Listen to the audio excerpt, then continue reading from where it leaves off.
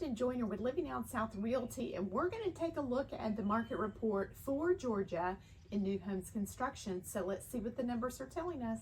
2024, and I wanted to go ahead and dive into new homes and take a look at what the market is doing in that sector. We are going to be looking at the Athens area, the North Atlanta suburbs, as well as Northeast Georgia.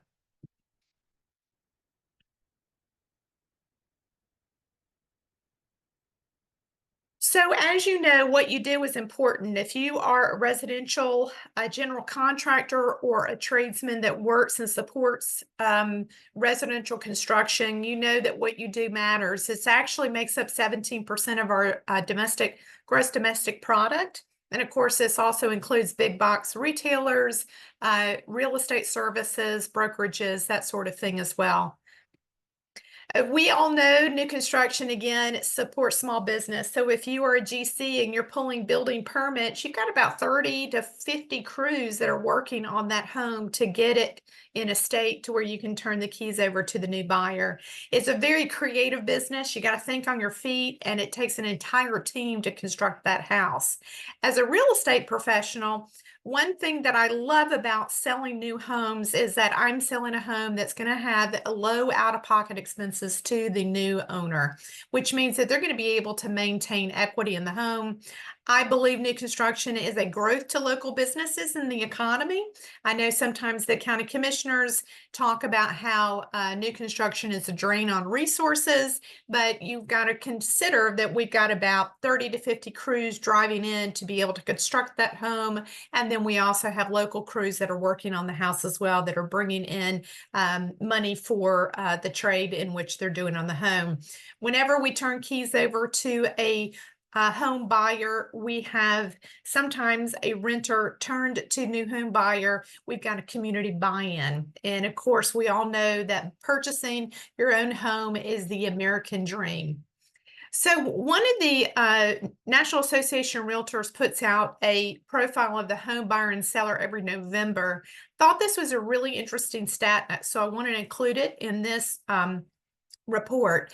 14% of all home buyers purchased in 2023 ended up purchasing because they've got multi-generational housing needs. They've got either aging parents living with them, or they've got adult children coming back. So flex space, or even maybe a basement or completed basement, is going to play a factor for just about 15% of the population. Remember that 13% nationwide of all homes that were purchased in 2023 were new homes. When you are looking at areas to develop to turn into that PUD, remember that home buyers, one of the top reasons why they ended up moving was they wanted a good quality neighborhood. So we've got to have good test scores.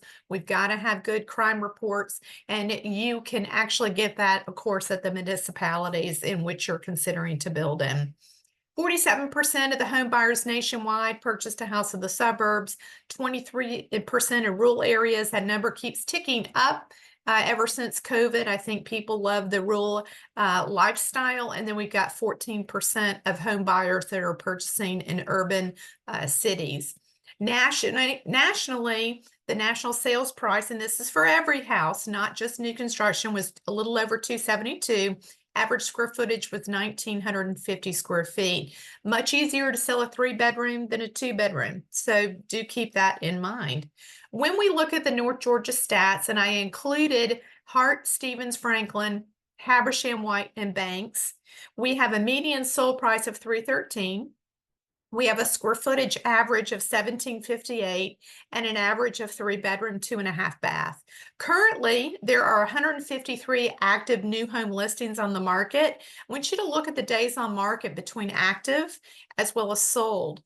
So we are seeing that it's taking twice as long right now, and this data was pulled at the end of September, to sell a new home than it did back in January. So do keep that in mind.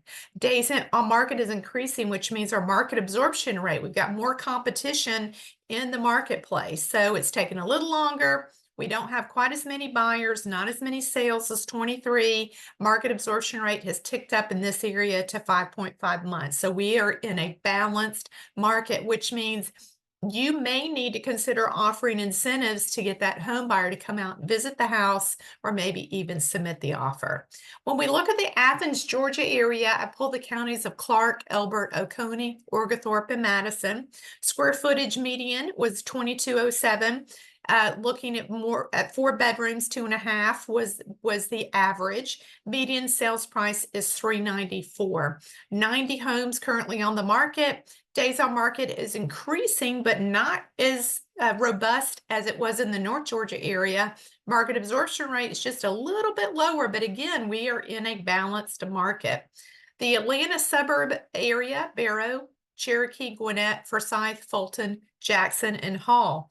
Median square footage is the highest of all 3 of these areas at 2,500. And then we've got an average of 4 bedrooms, 3.5 bath, with a median sales price just below 500. There are 697 active homes currently on the market. Again, we see an increase on days on market, but not quite as robust as North Georgia.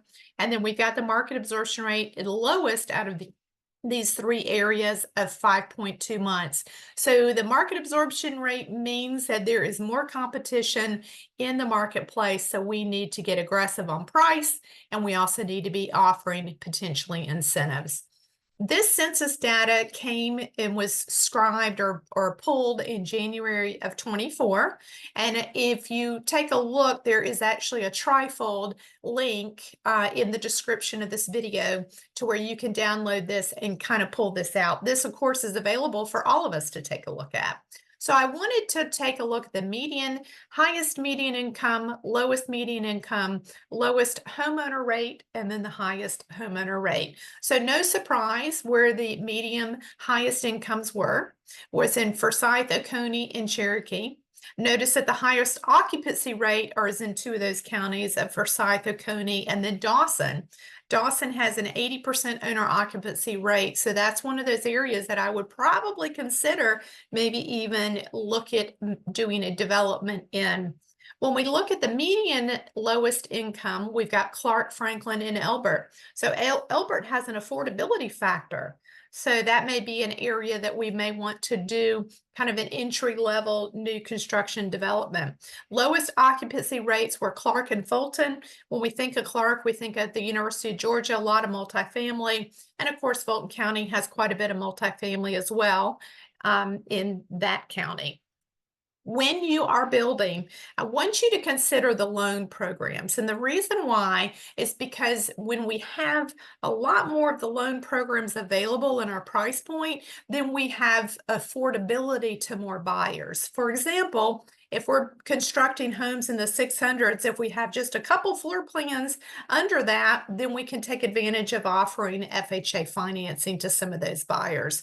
So, USDA, of course, is only really for the rural areas for their program of 100% financing. Income limits is how that works of 112,000.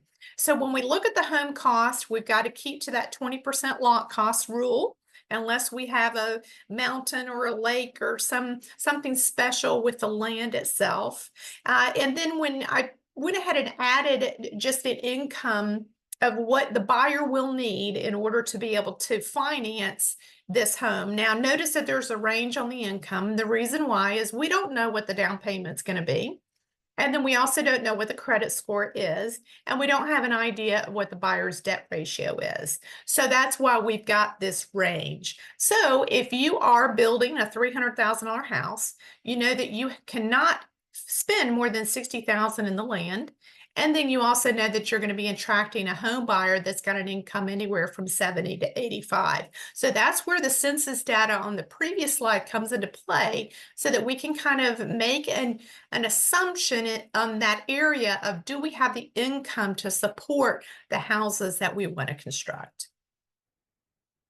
So some trends that we've seen for 24 is we've had an increase in inventory, and we see that in the market absorption rates. We continue to have that suburban migration. People are leaving those urban cities. And then also we've got about 85% of the buyers are using residential professionals. So there is still the need for us to connect with real estate agents to be able to talk about your product, be able to talk about your neighborhood, and be able to drive that real estate interest into the home so that they can go gossip about your development in your house to the buyers that they work with. I'm Kristen Joyner. I'm the broker and one of the partners of Living Now South Realty. If you have a real estate need in new construction, I'd love the opportunity to work with you. I marketed for 13 years. I marketed 8 neighborhoods in kind of the metro Atlanta area and in the northern suburbs. So I have the new homes experience, and I would love the opportunity to sit down and talk with you about how I can help get your product moved. Thank you so much for coming and joining me today. I hope everybody has a wonderful fourth quarter and enjoy this week.